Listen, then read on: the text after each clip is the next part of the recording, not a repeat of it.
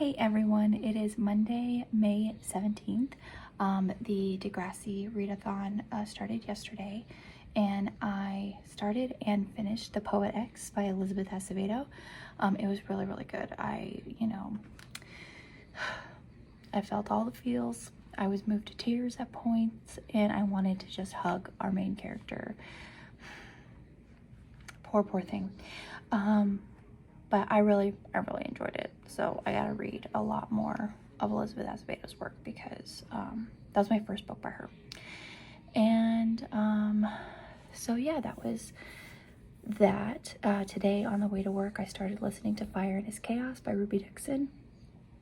Oh, for Elizabeth Acevedo's book, the prompt was for social activism. And now I'm reading Fire and His Chaos, and I am forgetting which prompts these are for.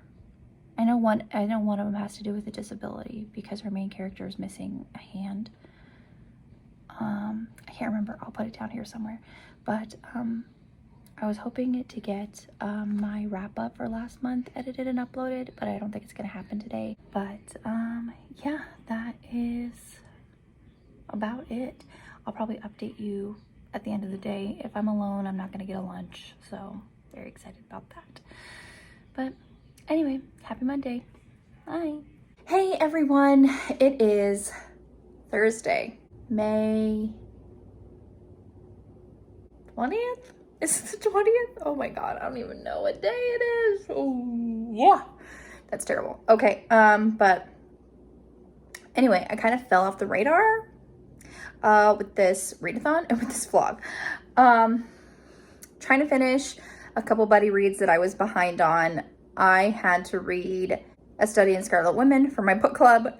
So, and I didn't put that book as any of the prompts in the readathon. I'm so mad at myself.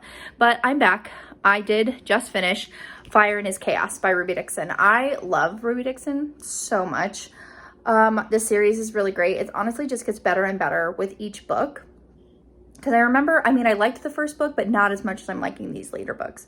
And I cannot wait for the next book, which comes out next year. Right. But, so yeah, I really liked it. The series is about dragon shifters who have come through the rift into our world. And there's something about our world that makes them go crazy. And by go crazy, I mean their primary method of communication is telepathy. They talk telepathically with other dragons. And so something in our world makes that go haywire for them. And so they just descend into madness, and then they get really angry, and then chaos ensues. They have basically, destroyed Earth, killed a bunch of people, and you learn that they're not malicious creatures. This just happened to them. And for the people who are the survivors, it's kind of difficult for them to come to terms with that because, for them to come through and to overcome that madness, they need a mate, and puts the woman in a very difficult situation. There's also a female dragon as well. There's a book with a female dragon, but yeah, I really like it. There's some kind of dubious consent. There's like that. Are you okay? There's some things with like dubious consent because obviously they cannot communicate until he gives her his fires, and then they can speak telepathically. So until then, they're just kind of stumbling their way through communication until they basically have to sleep with each other. And so yeah, that's the kind of dubious consent. But I just read it. I really like this series. And so I'm going to be continuing on, and I don't exactly know what I'm reading next. Whoops. I will figure it out, and then I will let you know. Right now I'm making dinner, waiting for my husband to get home, and catching up on another buddy read. But I just wanted to update you because I haven't in so long, and I'm so so sorry. I promise to be better. Okay, bye.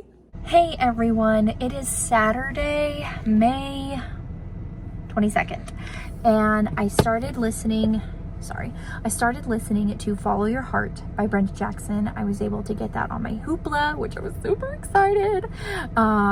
But I love the Catalina Cove series. So this is the newest one in that series. I'm also introduced to a family, the Medeiros family, and I've been talking to a friend of mine. Her favorite author is Brenda Jackson, and you know, she was like, oh, there's a whole, you know, saga surrounding the Medeiroses, and I'm like, ah. I know Brenda Jackson's backlist is extensive, but I'm ready for it.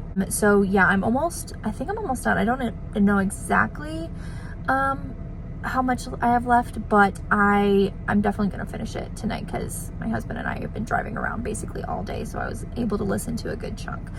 But after that, I'm not sure what else I have to, because I do have some audiobooks, because if I finish it and we're still driving around, like running errands, I want to have an audiobook on deck. I think I have it in Kindness of Ghosts. I think I have that audiobook. Or is it still on hold? I know I have a couple audiobooks I'm just waiting for to come through my digital library because I put a hold on them. I know I have Play by Play by J.C. Burton. I can start that.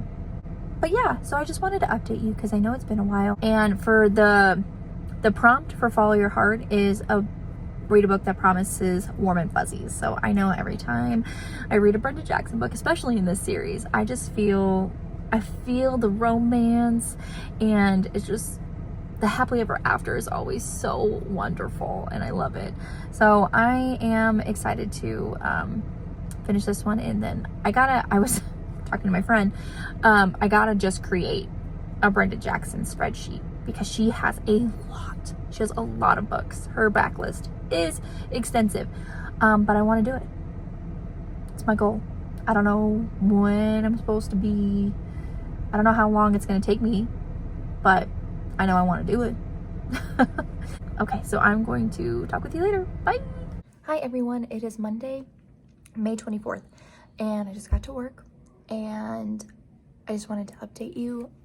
Yesterday, I read and finished The Perfect Play by J.C. Burton, and I used this for the prompt accidental pregnancy, but it's not the kind of accidental pregnancy that I think was meant for this prompt. I think it was accidental pregnancy for the two main love interests, like they get together and they have like a one-night stand and she gets pregnant, right? Okay, this kind of accidental pregnancy in the book, she got pregnant when she was 15, had the baby at 16. So she has a teenage son that, you know, she wants to make sure like that is her priority. So when her and Mick start the relationship, she's like, I have a kid, blah, blah, blah, blah. I think she hopes it would be a deterrent because like she's starting her own business. Like she doesn't really have time for a romantic relationship, and also raising her son, she just kind of expected it to be a one and done kind of thing, but it wasn't, because Mick is really attracted to her and wants to be with her.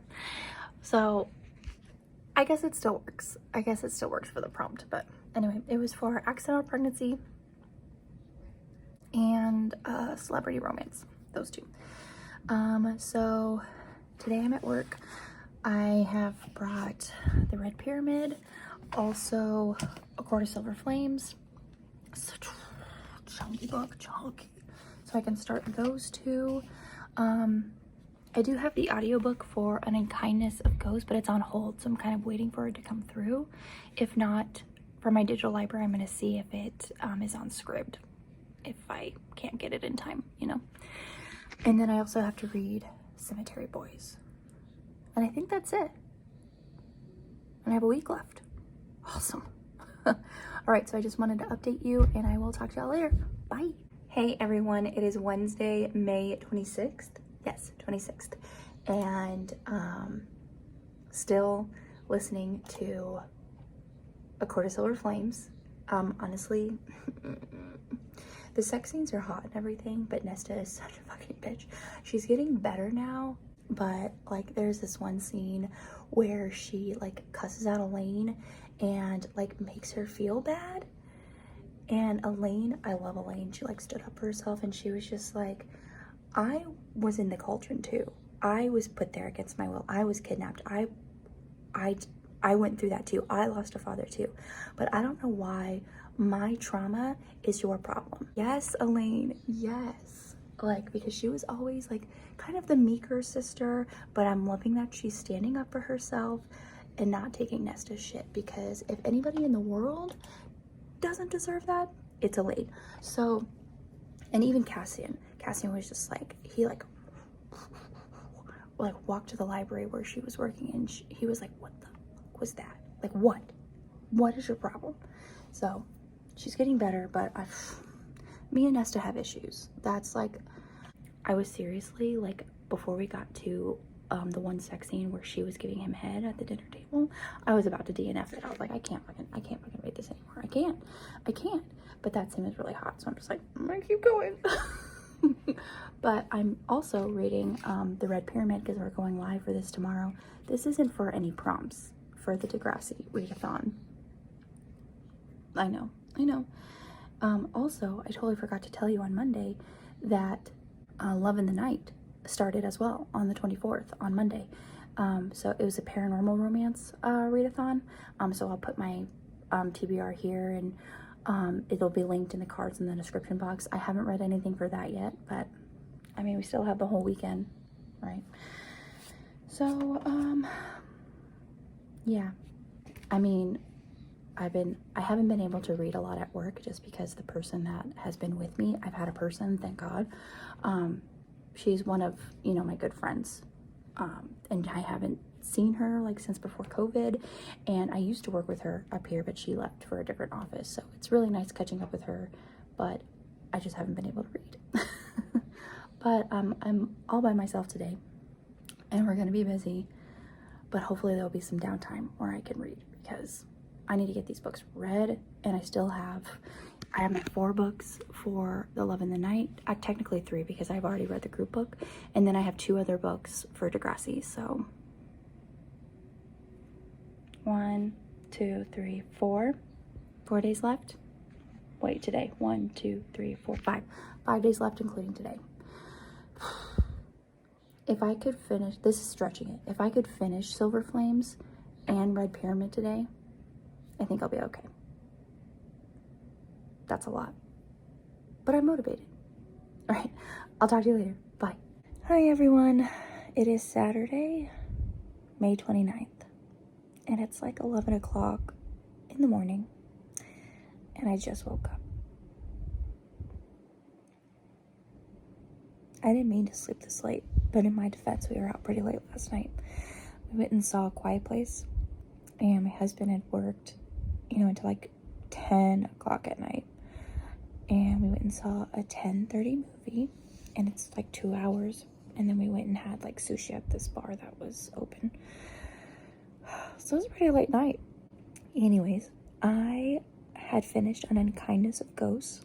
And like I said in my Storygraph review, this book is really heavy. It's really heavy. Lots and lots of trigger warnings.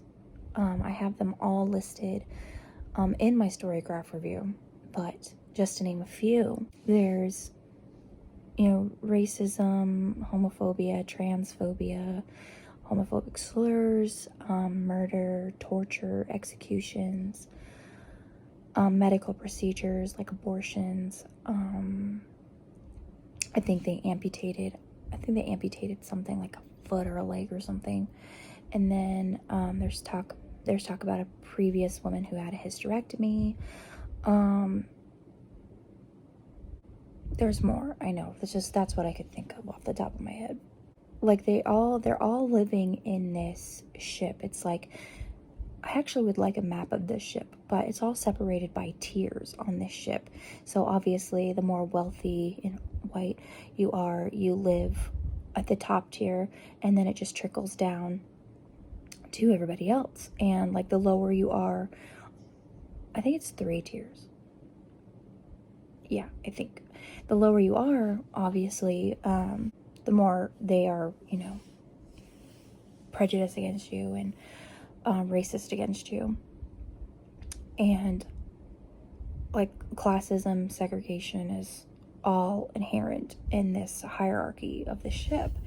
And we have lots of different points of view in this book, but our two main ones that I felt connected to the most was Aster, and she is the assistant to this surgeon.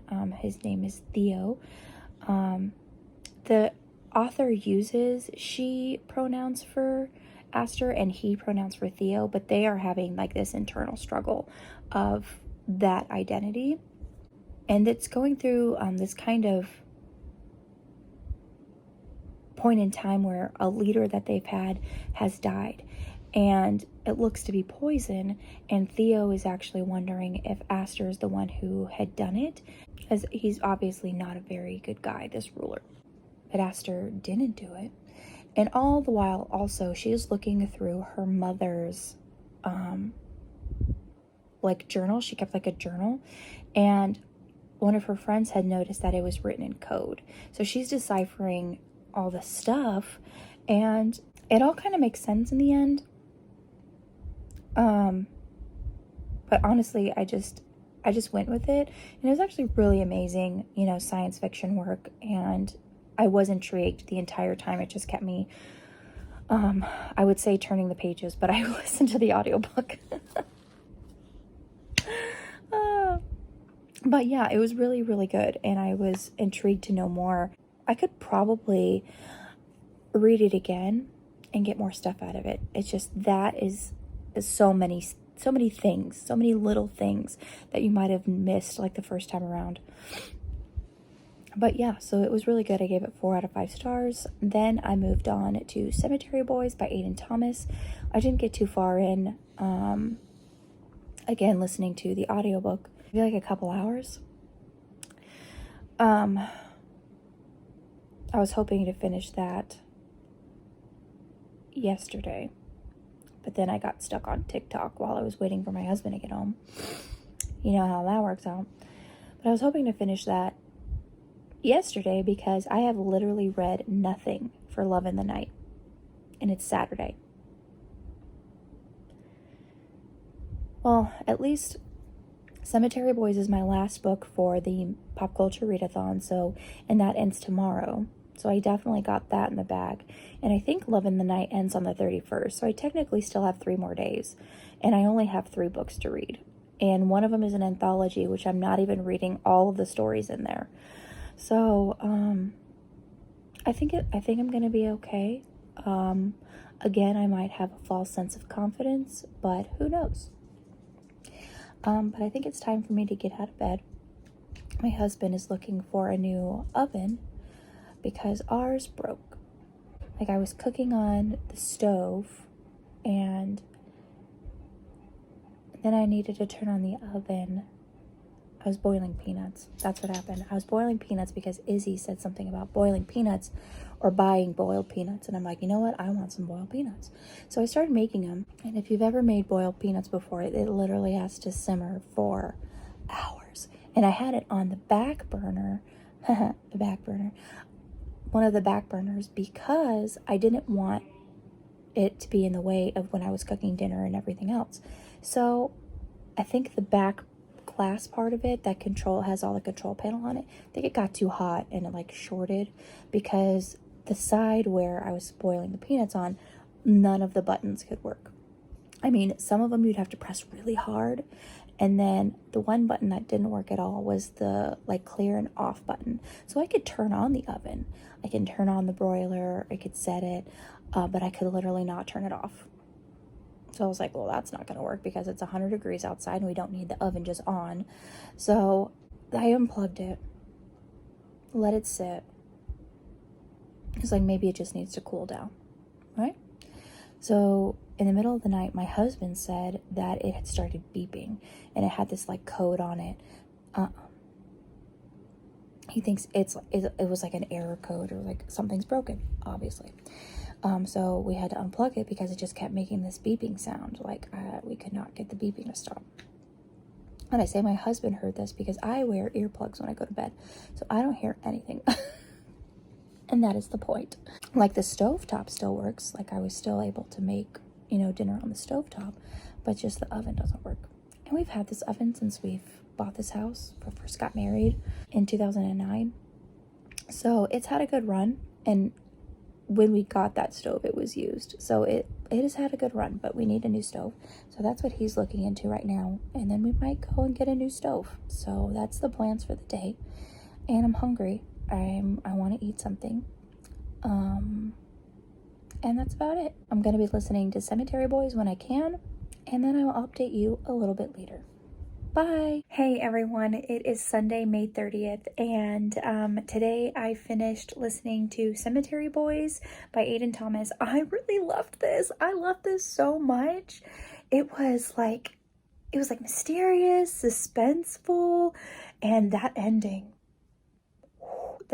was, I mean, I'm glad it happened because, you know, if you read it, you know you're starting to ship people, and I'm just, oh, God. And then when you figure out who was actually causing all the ruckus going on, I felt betrayed. So I really, really, really loved this. And I just really, really loved, like, the wholesome feeling at the end when Yadriel was accepted by his family, and that whole scene with his dad. I was wiping a tear away. I was like, oh my gosh. So beautiful. So beautiful. So yeah, I give that 5 stars, honestly. So good. So that was my last prompt for the pop culture readathon. Oh, I did it. Now I have Love of the Night, which is, you know, I haven't read anything for Love of the Night. Except for the group book, because I read that previously. So that's kind of cheating. But I'm hopefully going to start one of the Immortals After Dark that I have listed. I can't remember which one is first, but I'm going to do it. And because that goes on today, the rest of today, and for tomorrow. So I probably won't get to finish all 3 books that I have on there, but stranger things have happened. And then also today, got a lot of stuff done.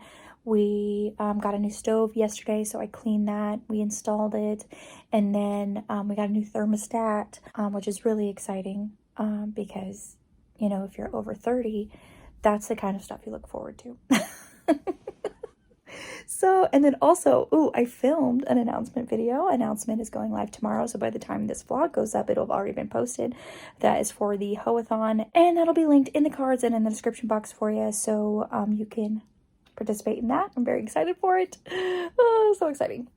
Now I'm just going to listen to books for the Immortals After Dark. I have 2 on my Love in the Night, and whichever one is the one I'm supposed to read, I can't remember off the top of my head.